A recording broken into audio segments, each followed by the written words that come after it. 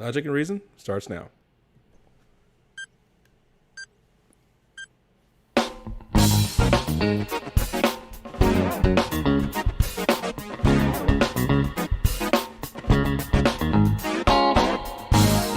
Welcome in, everyone. It is a beautiful, beautiful Tuesday night. Welcome to Logic and Reason, where we discuss people's logic and their reason. I am Logic, or actually I'm Reason. I am joined by Logic. we're still working on these intros.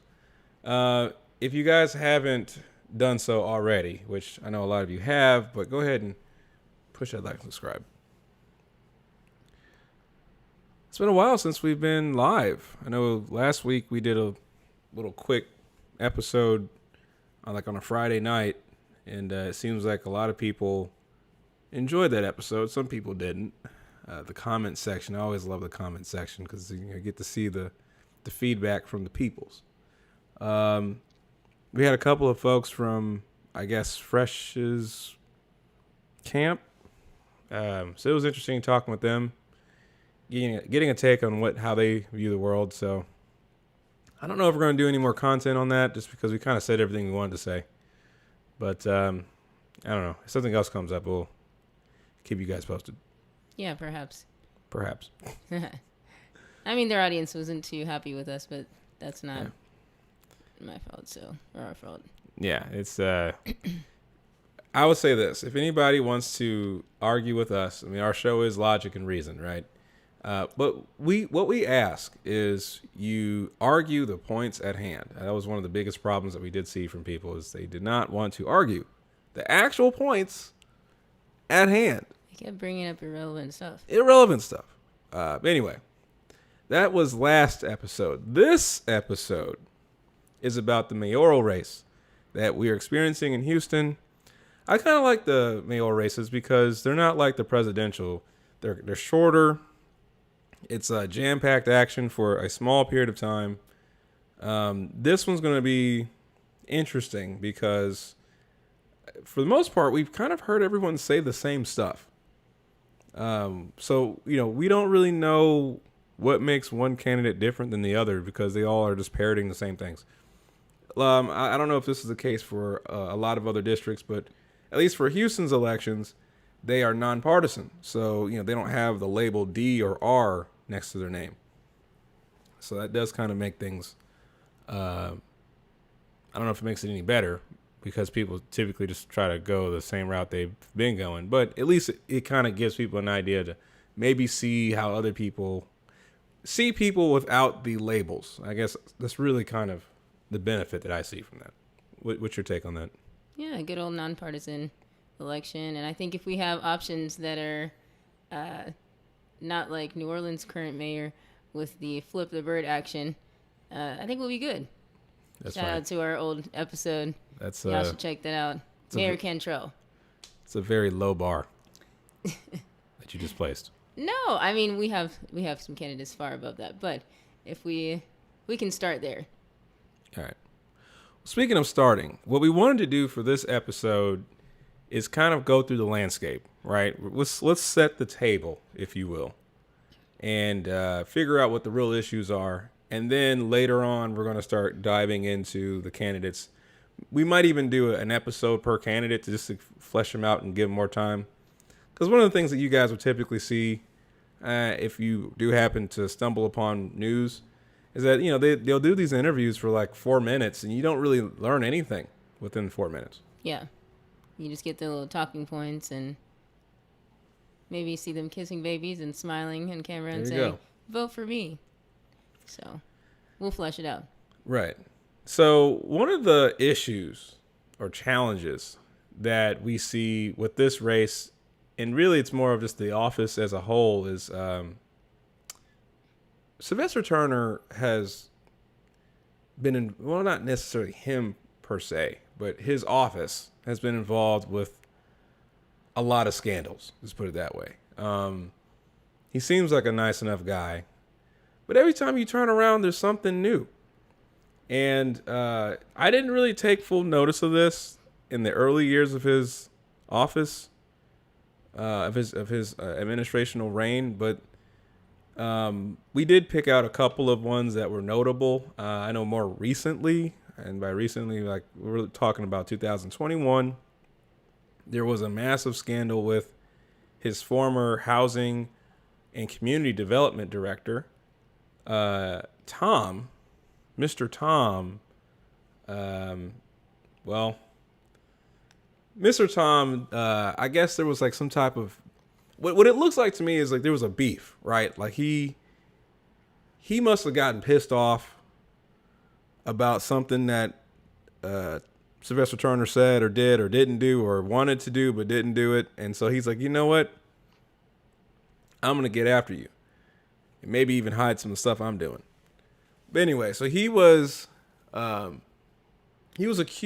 accused Sylvester Turner late September of that 2021 year of maneuvering the city's competitive process for the affordable housing to a specific developer. This particular developer happened to be a buddy of Turner's, long time former law partner, Barry Barnes. Uh-oh.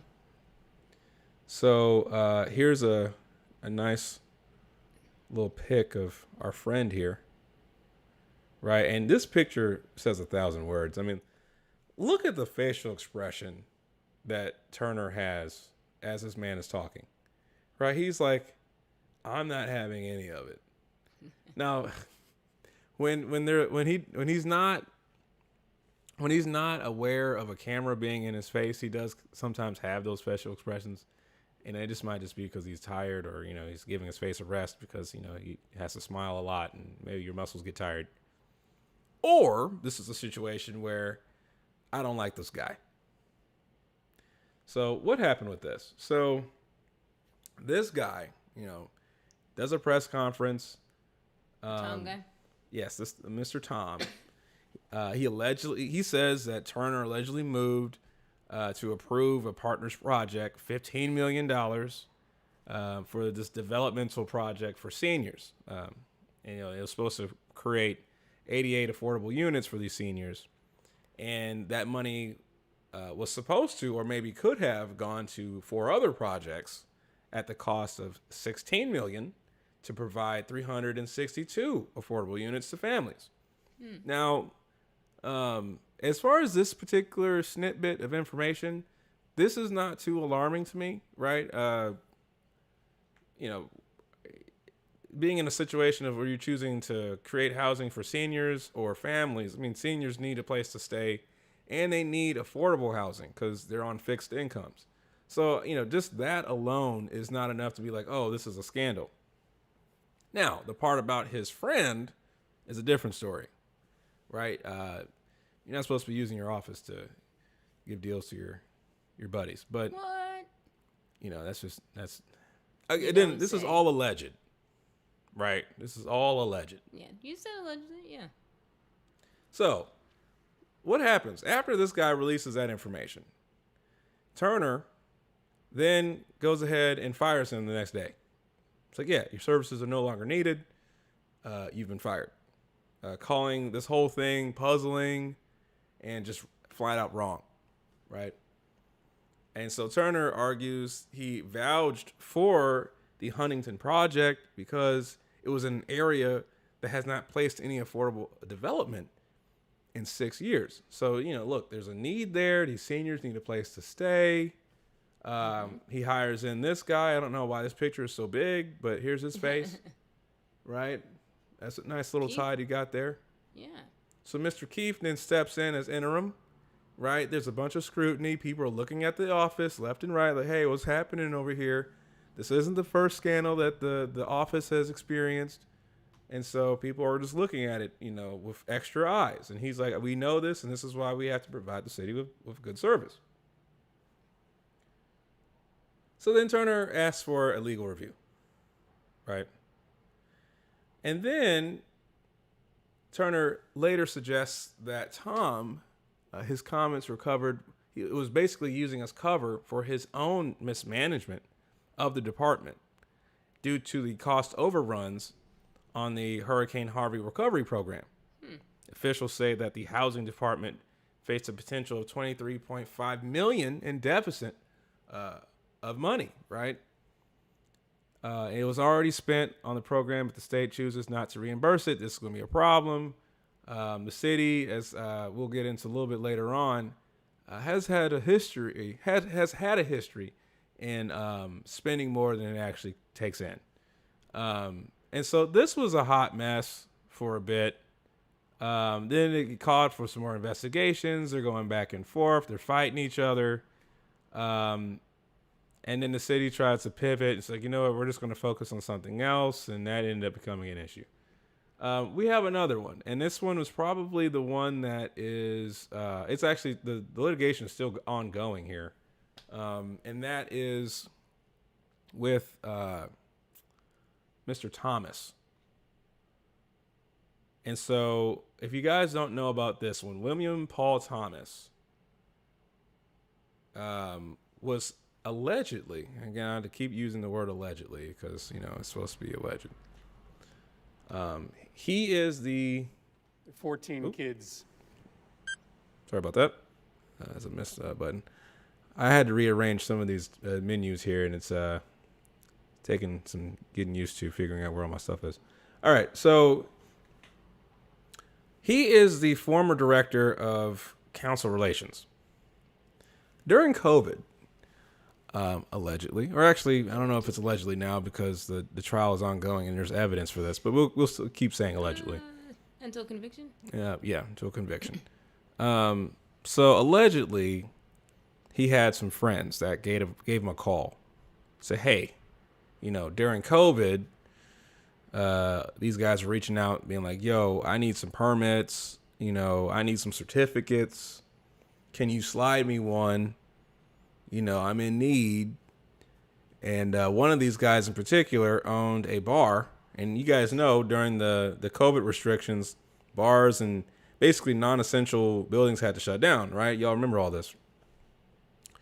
One of his friends, or maybe not a friend, but somebody who just knew him, was like, hey, I have this bar, and I would like to stay open because I'm a business owner and I want some money.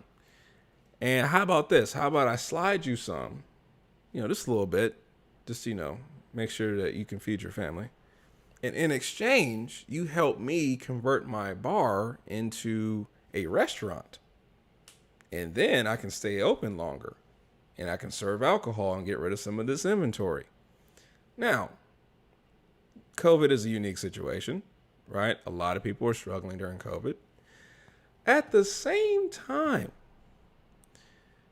we can't condone bribery. That's what that would be if it's found to be true and not just allegedly. Yes. You can't give out certificates in exchange for money. So this is an ongoing situation. Not looking too good. It doesn't look good at all. So there's a lot of stuff that needs to get cleaned up PR-wise from the city of Houston. And hopefully whoever is the person who becomes elected does a better job of either hiring. I don't know if the issue was just hiring the wrong people or not having enough oversight. I don't know what the issue was. Right? I didn't work there.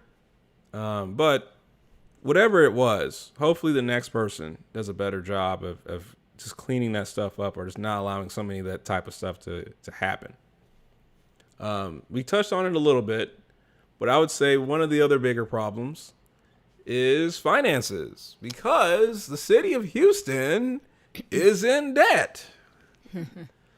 Not uncommon. It's the federal government's in debt. So I mean, Trillions. Yes, trillions. Now I read a very disturbing factoid about how the city during Sylvester Turner's reign has historically, or actually not even just his, but I guess historically, the city has always spent more money than it takes in. And you know, I would say that some of the issues probably stem from the fact that the city has grown very fast in a short period of time. I mean, you can't sustain steady growth. I mean, Houston started really blowing up, in 1970? And then just continued blowing up. You know, you went from having 1 million people to having 2 million. And I don't even know what the number is now. And in such a short period of time. In such a short period of Rapidly time. growing, yeah. Right? So you're going to have some problems, right? You're going to have strains on the system. So I can see how the city has not been able to keep pace with growth. And some of that just might have to just be because of just circumstance. I would say another part of it has to do with the fact that we deal with flooding, right? A city like Boston, for example, doesn't have to deal with flooding like that. So your infrastructure isn't going to be ravaged by water on a yearly basis, right? There's always some looming threat of hurricane. And then when it does hit, it destroys everything, right? So I can see that being a problem. The other one is probably bad practices. This is kind of touching into infrastructure a little bit, but the fact that the city decides that they want, well, not necessarily the city, but the contractors who are hired to help with some of these roads are using concrete, and it's like we live in a wet, bayou, and you would think something like asphalt, porous asphalt, would be a better option. Oh, yeah. To allow water to seep into the ground versus, let's have it just slide all over the place. On concrete. Yeah. On concrete, because why not? So let's talk about this budget. My favorite topic. Let's talk about this, because... Well, not when we're in debt, but, balancing the budget. Let's see what we got. So the person who basically writes these checks, or I guess is in control of overseeing the money spent, is a city controller. And so interestingly enough, Chris Hollins is running for city controller this year. He has some finance background. He was the person who was in charge of the finance for the Democratic Party on the state level in Texas. And so he knows how to deal with volumes of cash. He runs his own business. So, I can see that working for him. He also was already an elected official. He was an interim county clerk.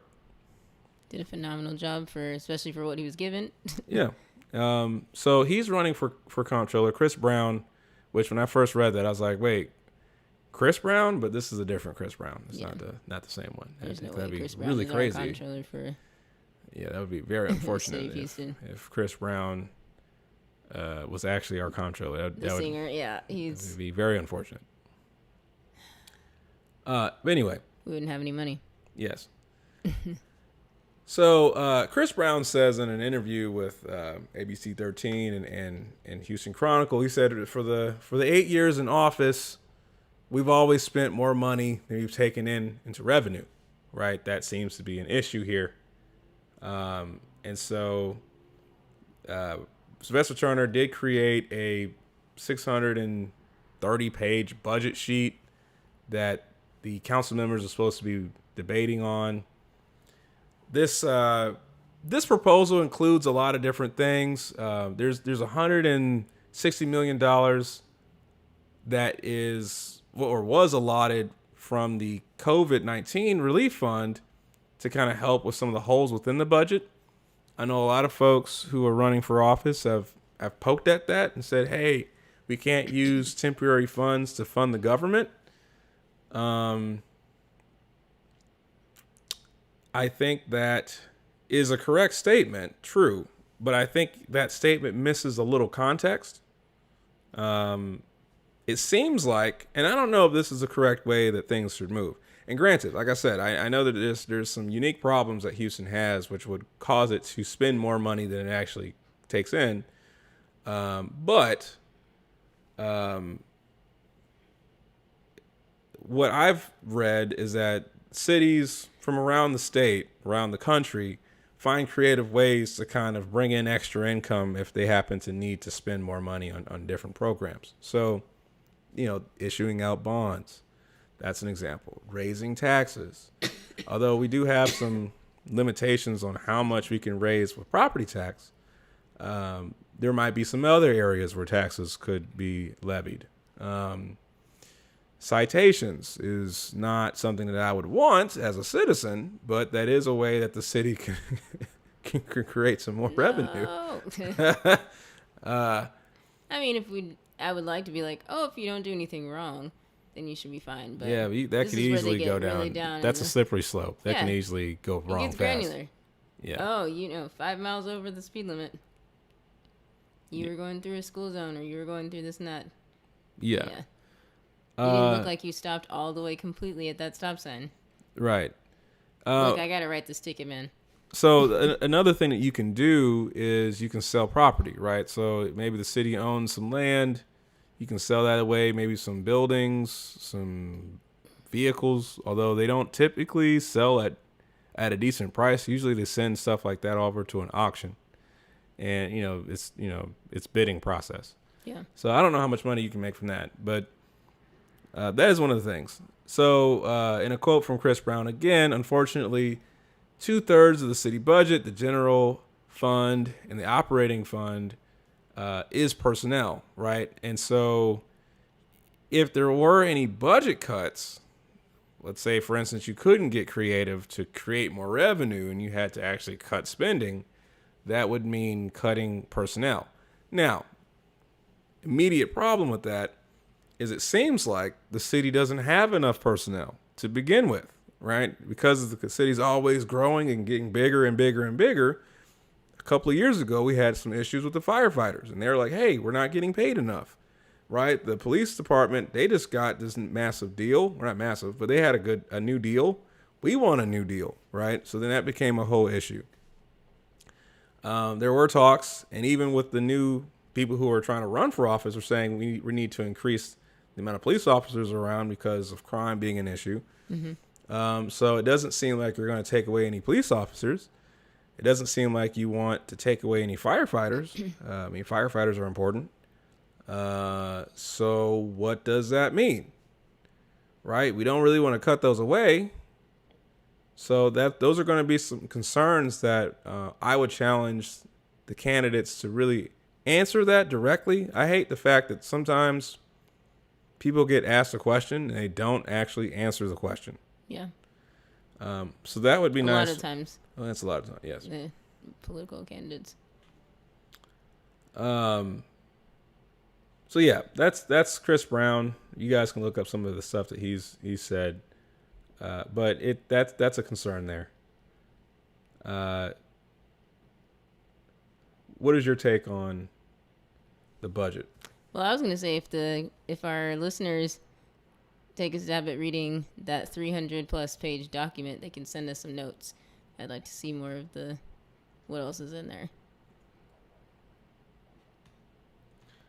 One of the other things I found interesting too is when you're diving into some of the historical data and some of the complaints that some of the candidates have voiced about where some of the spending was going.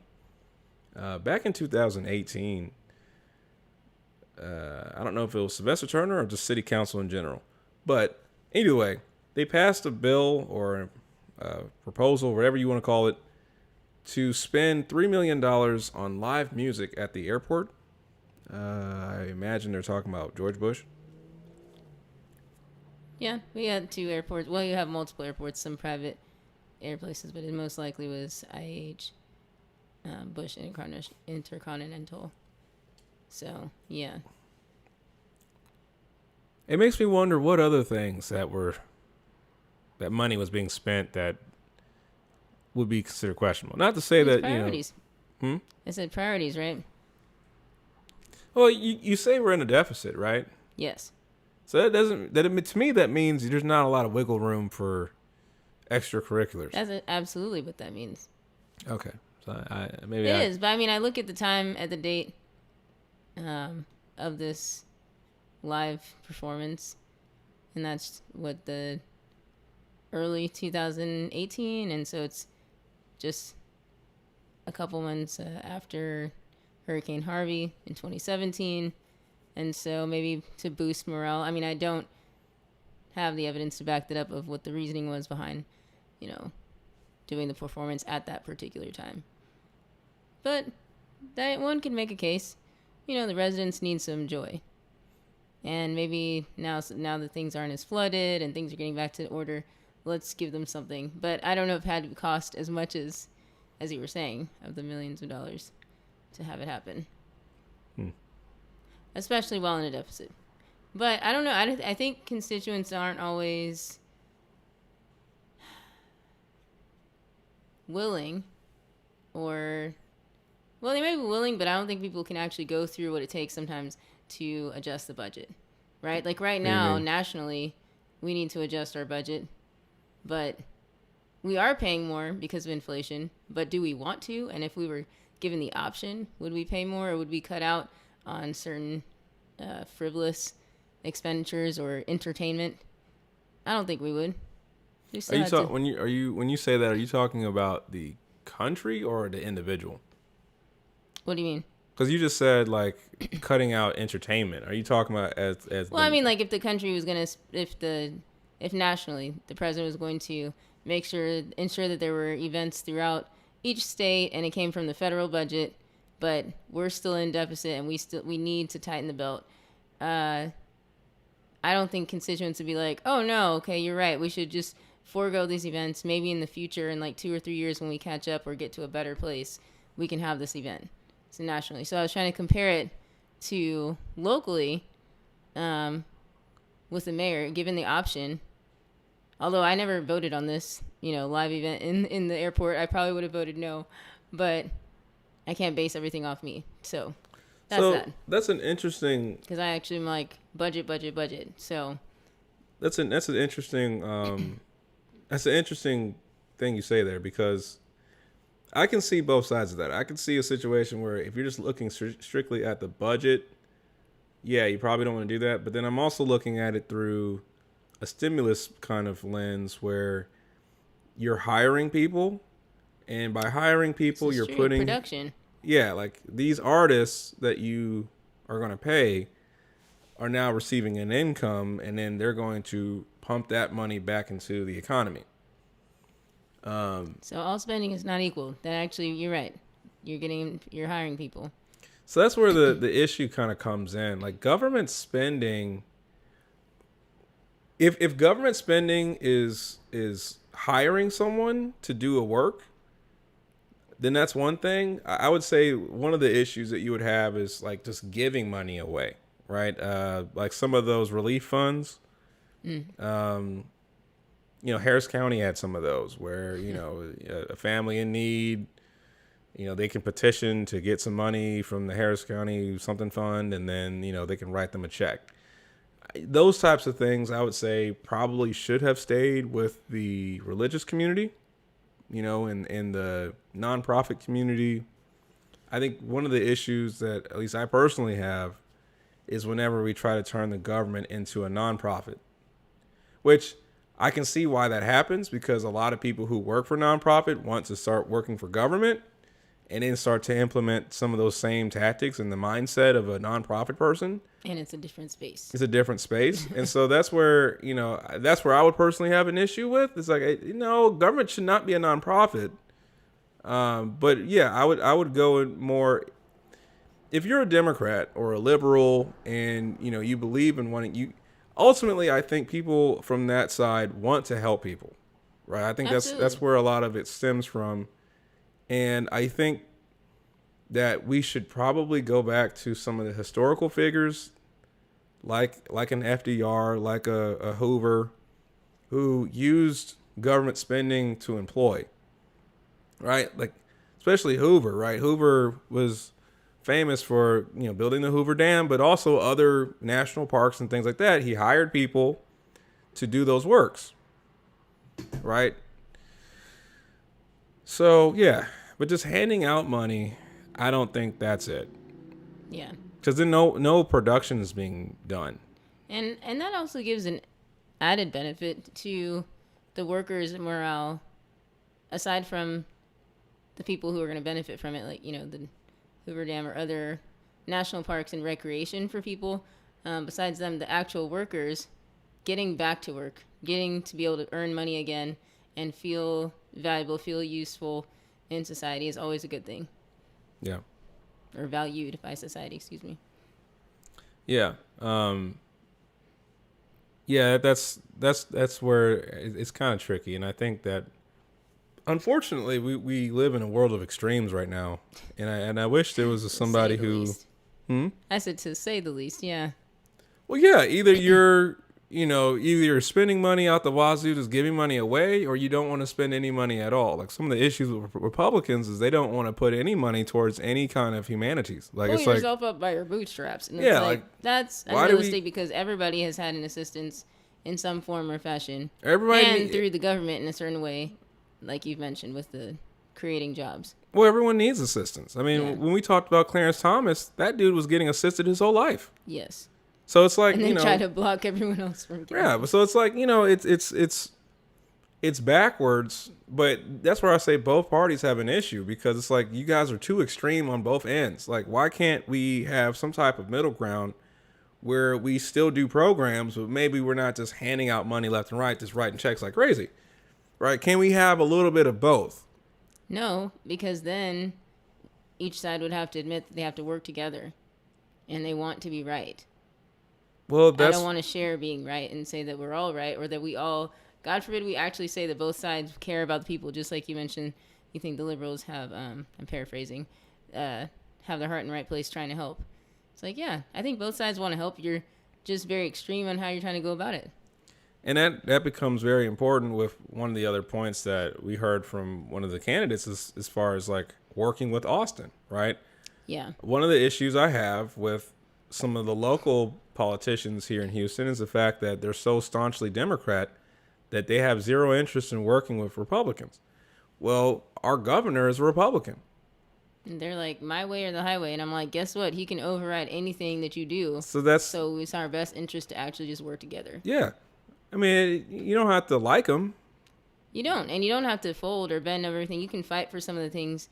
Because I think before, in political spaces, it's good to have the back and forth. That's how you get to a better middle ground. Mm-hmm. And you poke holes at each other's proposals, and you come to something in the middle that works for everyone, right? So I think it's good to have some useful banter. But when you like condemn him, you go outside of talking about issues, and now you're like insulting not just character, but like you're not on the issues. Yeah. Right. And that goes for both parties, right? We start doing caricatures of people and just things that are totally irrelevant to the actually solving the problem. Like, you guys are completely losing sight, and no wonder constituents don't trust you. Like, you guys are just, and that's what makes people say, okay, you're just in it for power, you're in it for yourself, you just want to stay there and be a career politician, and you don't care about the people. Meanwhile, you do care about the people, but you're so hell-bent on winning. And I think, well, that's actually a lesson for everyone, is do you want to win, or do you want to find a solution? I want to win. Screw solutions. Right? Burn it all to the ground as long as I have victory. Yeah. My last note on that is literally like, just think about your own relationships, right? Familial relationships, couples. Do you want to win that argument with them, or do you want to have a good night? Like, and good weekend or something. So. Oh, man. You don't have to be pretentious or fake, but you don't have to fight to the death and battle, and then you win, and then the other person feels like shit. And then what? Now you feel good? So. Yeah. So I don't know. And this is coming from a person, I love winning. Like, I love to win. I wouldn't say in an argument necessarily, but one day we'll have to do something where we play like a game and like a card game, and I'm pretty chill, and then when I win, I'm like jumping on the table. It's going nuts. I won, and I'm like, say it. Who won? I won. Yeah, out of control. Anyways, back on topic here. Yeah, that would be. I would like to see a candidate be able to set all that garbage aside and just work with everyone, get stuff accomplished. I mean, that's really, especially this deficit thing is going to be a problem. The COVID-19 money is going to run dry. We do have to figure out how to increase revenue with the city. Now, one of the things we've heard from folks is increasing permits and making that a faster process. One of the issues I have with that is, on the surface, it sounds fine.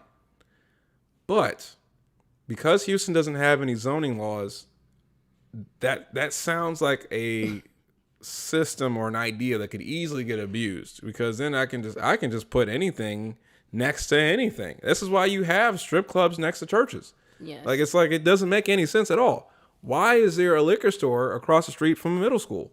Like, that doesn't make any sense. Houston structurally sometimes makes no sense at all.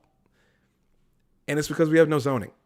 So the permit thing, at least it being slow, I wouldn't say that's good, but at least it slows the process of people adding more garbage that shouldn't really be around other things. Because we don't really care about the layout of our city. We care about, it's just going to make money. And that's not how things should work. And for those of you who live outside of the city of Houston, if you think he's exaggerating, he's not. Those are real examples. They're literally... There's literally a middle school that is, 2 blocks away from a strip club? Actually, there's like 2 strip clubs in the area. Man. And then there's a church across the street from that. It's baloney. It doesn't make any sense at all. And apparently naughty video rental places. I didn't know that that's still a thing. Yeah. Yeah. Oh, crime. We haven't talked about crime yet. So crime is also a big issue in this race. And I'm actually happy to know that violent crime has gone down by at least 8% compared to 2021 when you look at 2022. That's great. Yeah. Problem is, nonviolent crime is up by like 11%. So that's usually theft. People are... Which I think a lot of that is economics. I think a lot of it is, we are struggling financially as just a people in general. And so folks are finding alternative ways to earn income. Earn? Yeah. And so you have people. The one that was really interesting is, what is this? These converters, these catalytic converters. So people are stealing them from cars. Break it down for us. And flipping them, right? So they'll take it from your car. It's that piece that's next to the exhaust that's supposed to convert whatever the exhaust is coming from the engine into something that's not as toxic, even though it's still toxic, but not as toxic. So anyway, they're stripping these from cars, and you can sell them for about $2,000. So it's a great hustle. I don't recommend doing this, please, because it's a criminal offense. But yes, this is not an endorsement for that. This is not an endorsement. And this is not a how-to. No, but I will say that people are creative, and Houston, we can chop some cars up. So that's a problem, right? I would like to make sure that my car can still function normally when I park it, and so maybe getting these guys some opportunities would prevent them from stealing these things from our cars. Can somebody say no more street parking? It actually kind of reminds me of when the economy got tight during COVID and people started stealing the what was it, the copper from urinals. I forgot the copper wires. I mean, that was we got some resourceful folks, man. I tell you what, Houston is something else. These people, I don't know how you even find out what the value of this stuff is. I mean, somebody's probably like on the black market, just like Googling or something. They're like, ooh, copper is popping right now. Cool. Let's go take it. Like, it's, if you could just use that ingenuity to something positive. Yes. Yes. That'd be great. Oh man. So yeah, crime is definitely an issue. Our elders are afraid to be outside. They're being attacked. Purses are being stolen, things like that. I would say too, we probably need to do something about our school systems, because a lot of the people who are committing these crimes, some of them are adults, yes, with the converters and whatnot, but a lot of these petty crimes are from teenagers. And so the teenagers need something to do. Obviously, they seem to have way too much time on their hands to be messing around with people. And I don't know if this is a bigger issue that, the mayor, quite frankly, can't solve, because this is a familial issue that, our society's breaking down and the family units are struggling. So it's just, you're raising these kids who are just heathens. I don't know what the real issue is on that, but I will say it's a problem that needs to be resolved, because I would hate to have to end one of these kids' lives because they were messing around and doing some stuff they weren't supposed to be doing. Right? That's the real tragic part, right? No one likes to see a kid die because of something stupid. So hopefully we resolve that. So yes, crime, finances with the budget, Yep. and infrastructure. You had some stuff specifically on infrastructure. We kind of touched the points on it. You mentioned the roads, and well, you mentioned the waterway with the roads, but also the water systems with the storm drainage is an issue. Not just the actual using cement versus what would you say, asphalt as a better solution.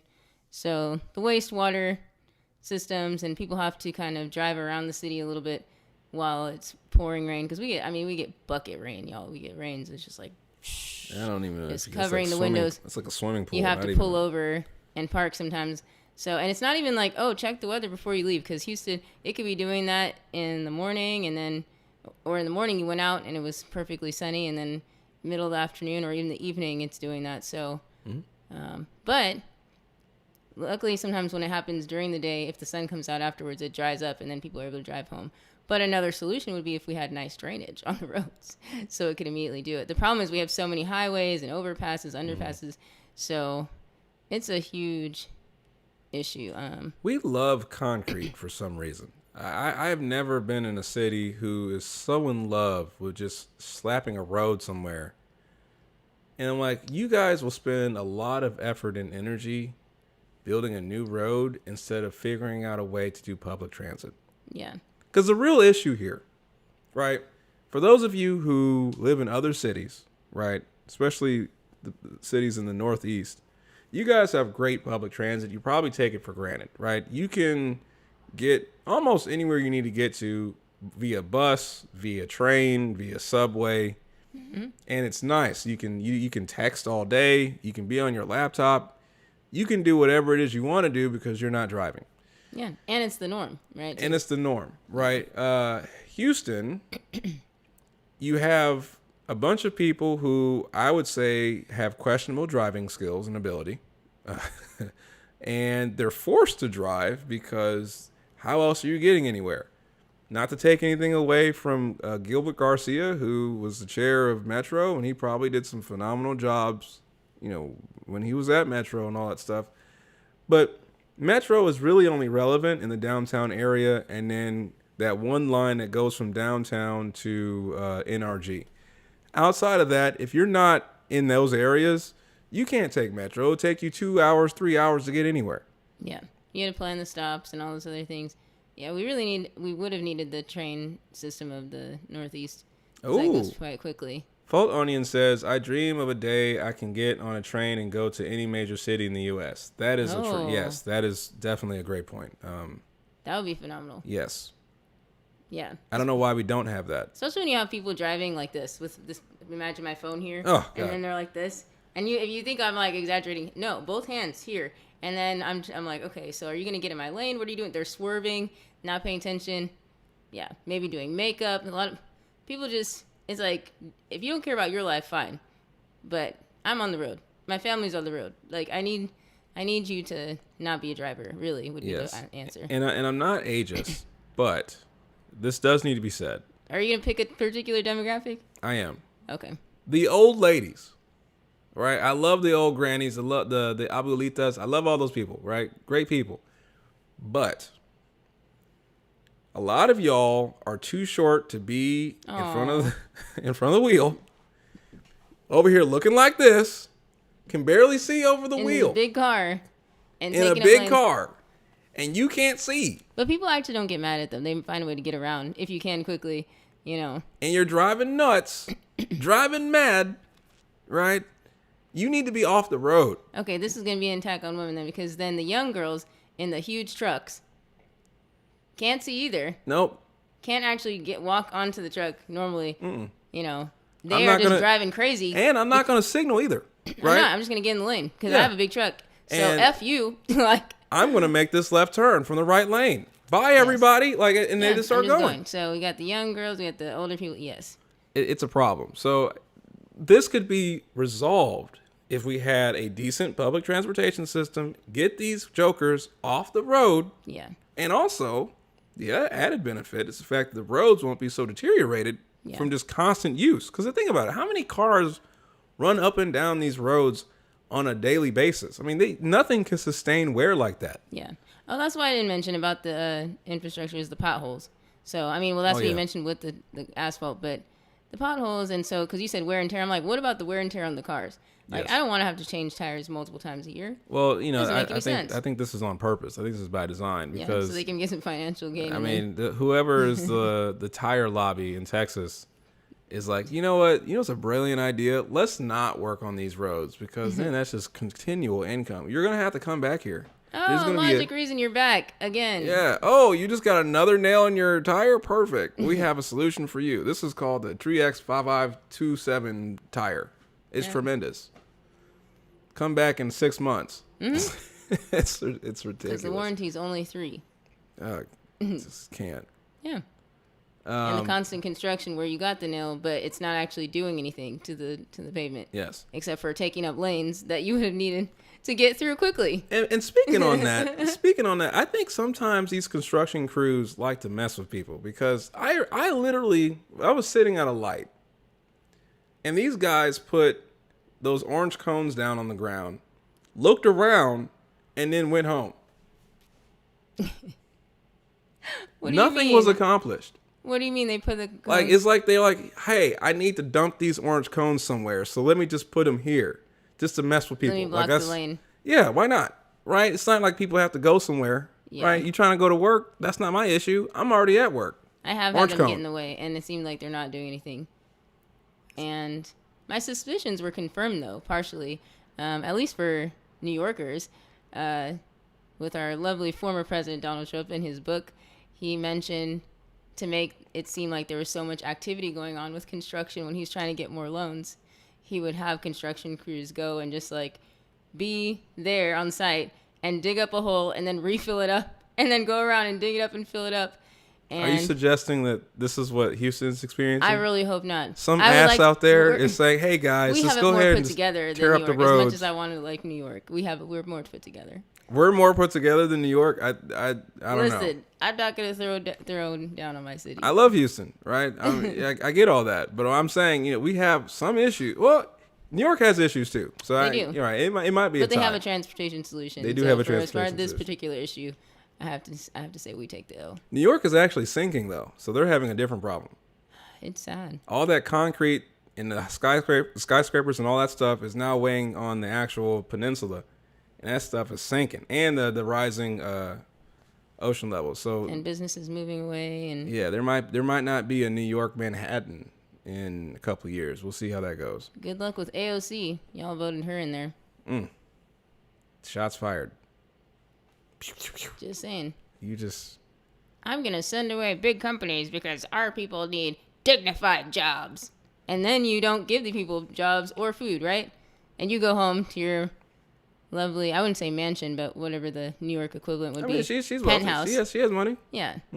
Yeah. She's like, I'm one of the people. And next thing you see her at Met Gala with thousands of dollar Tax gowns. the rich. Even though I spent. Oh, that gown did actually say that on the Yeah, dress. it said tax the rich on the dress, and it takes what $30,000 ticket to get into What the Met a Gala. phony. Let's go. I can't. Straight facts. I can't. But this is not a bash politician one, so I'm going to leave her alone. But, man, Got completely distracted. We're supposed to be talking about Houston. we are so yes, we have much better. See, as I mentioned earlier, we have much better politicians in other areas.